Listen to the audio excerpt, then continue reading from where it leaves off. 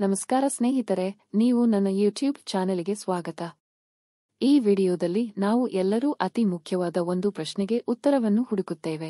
ಸಂಪೂರ್ಣ ಸುಖವನ್ನು ಪಡೆಯುವ ಸರಿಯಾದ ಕ್ರಮ ಏನು? ಸುಖವು ನಮ್ಮ ಜೀವನದಲ್ಲಿ ಅತಿ ಅಗತ್ಯವಾಗಿದ್ದು ಅದರಿಗಾಗಿ ನಾವು ಬಾಳುತ್ತೇವೆ. ಆದರೆ ಸುಖ ಪಡೆಯಲು ನಾವೆಲ್ಲರೂ ಬಯಸುವ ರೀತಿಯ ಶಾಶ್ವತ, ಸಂಪೂರ್ಣ ಮತ್ತು ತೃಪ್ತಿದಾಯಕ ಸುಖ ಹೇಗೆ ಪಡೆಯಬಹುದು? ಇದಕ್ಕೆ ಸರಿಯಾದ ಉತ್ತರವನ್ನು ಕಂಡುಕೊಳ್ಳೋಣ. 1. ಸುಖದ ಅರ್ಥ. ಸುಖ ಎಂದರೆ ಏನು? ಇದು ಎಲ್ಲರಿಗೂ ಒಂದೇ ರೀತಿಯಲ್ಲಿರಲ್ಲ. ಆದುದರಿಂದ ಮೊದಲಿಗೆ ನಾವು ಈ ವಿಷಯವನ್ನು ಅರ್ಥಮಾಡಿಕೊಳ್ಳೋಣ. ಕೆಲವು ಜನರಿಗೆ ಸುಖವು ಸಂಪತ್ತು, ವಸ್ತುಗಳು ಅಥವಾ ಅಧಿಕಾರದಲ್ಲಿ ಕಂಡುಬರುತ್ತದೆ. ಇತರರಿಗೆ ಅದು ಸಂಬಂಧಗಳಲ್ಲಿ, ಸೇವೆಯಲ್ಲಿ ಅಥವಾ ಆಧ್ಯಾತ್ಮಿಕತೆಯಲ್ಲಿ ಇರುತ್ತದೆ. ಸುಖವು ತಾತ್ಕಾಲಿಕವೂ ಆಗಬಹುದು, ಶಾಶ್ವತವೂ ಆಗಬಹುದು. ನಾವು ಇಲ್ಲಿ ಚರ್ಚಿಸುವುದಾದರೆ ಶಾಶ್ವತ ಮತ್ತು ಆಂತರಿಕ ಸುಖದ ಬಗ್ಗೆ. 2. ಅಂತರಂಗದ ಶಾಂತಿ. ನಿಜವಾದ ಸುಖದ ಮೊದಲ ಪಥವು ನಮ್ಮ ಅಂತರಂಗದ ಶಾಂತಿಯಲ್ಲಿದೆ. ಬಾಹ್ಯ ಪ್ರಾಪಂಚಿಕ ವಿಷಯಗಳು ತಾತ್ಕಾಲಿಕ ಸಂತೋಷವನ್ನು ತರಬಹುದು, ಆದರೆ ನಿಜವಾದ ಶಾಶ್ವತ ಸುಖವು ನಮ್ಮ ಮನಸ್ಸಿನಲ್ಲಿ, ನಮ್ಮ ಆಂತರಿಕ ಜೀವನದಲ್ಲಿ ಇರಬೇಕು. ಧ್ಯಾನ, ಯೋಗ ಮತ್ತು ಮನಃಶಾಸ್ತ್ರದಲ್ಲಿ ವಿವರಿಸುವ ಕೆಲವು ತಂತ್ರಗಳನ್ನು ಬಳಸಿಕೊಂಡು ನಾವು ನಮ್ಮ ಮನಸ್ಸನ್ನು ಶಾಂತಗೊಳಿಸಬಹುದು. 3. ಆರೋಗ್ಯಕರ ಜೀವನ ಶೈಲಿ.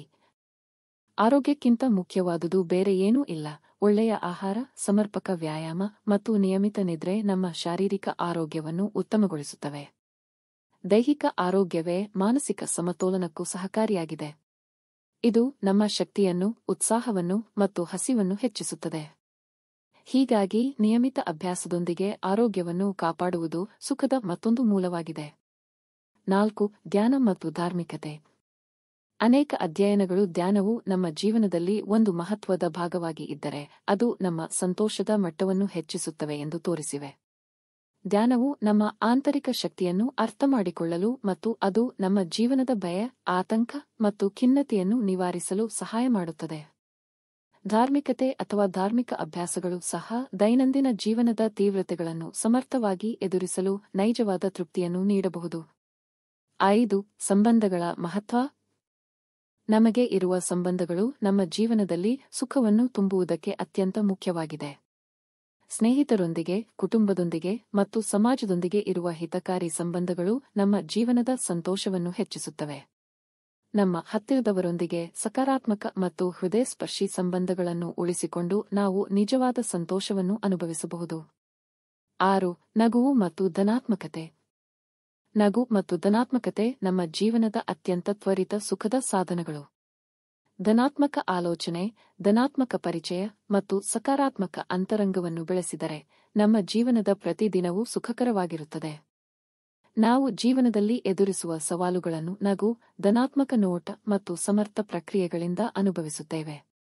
7. ಲಕ್ಷ್ಯಗಳ ಸ್ಥಾಪನೆ ಮತ್ತು ಸಾಧನೆ. ಬದುಕಿನಲ್ಲಿ ಗುರಿ ಇಟ್ಟು ಅದನ್ನು ಸಾಧಿಸುವುದು ತುಂಬಾ ಮುಖ್ಯ. ಗುರಿ ಹೊಂದಿದಾಗ ನಮ್ಮಲ್ಲಿರುವ ಪ್ರಾಮಾಣಿಕತೆ, ನಿರ್ಧಾರ ಮತ್ತು ಶ್ರಮ ನಾವು ಬದುಕಿನಲ್ಲಿ ಸುಖವನ್ನು, ಸಾರ್ಥಕತೆಯನ್ನು ಹೆಚ್ಚಿಸುತ್ತವೆ.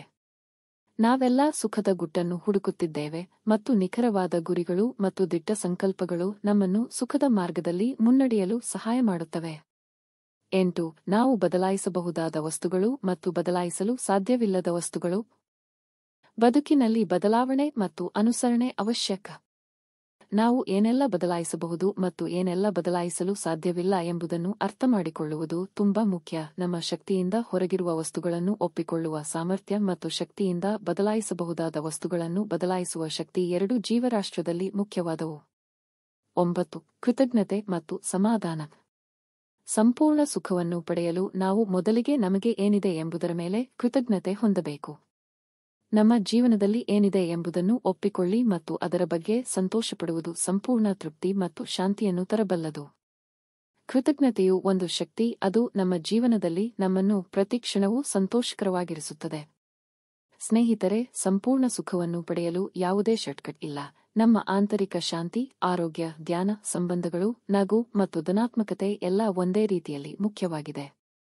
ಈ ಎಲ್ಲ ಹಂತಗಳನ್ನು ಪಾಲಿಸಿಕೊಂಡು ನಾವು ನಮ್ಮ ಜೀವನದಲ್ಲಿ ನಿಜವಾದ, ಶಾಶ್ವತ ಮತ್ತು ಸಂಪೂರ್ಣ ಸುಖವನ್ನು ಪಡೆಯಬಹುದು.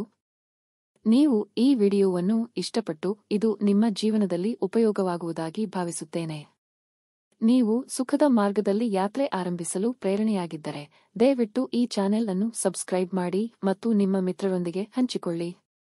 ಮತ್ತಷ್ಟು ಸ್ಫೂರ್ತಿದಾಯಕ ವಿಡಿಯೋಗಳನ್ನು ತರುವುದಾಗಿ ಭರವಸೆ ನೀಡುತ್ತೇನೆ.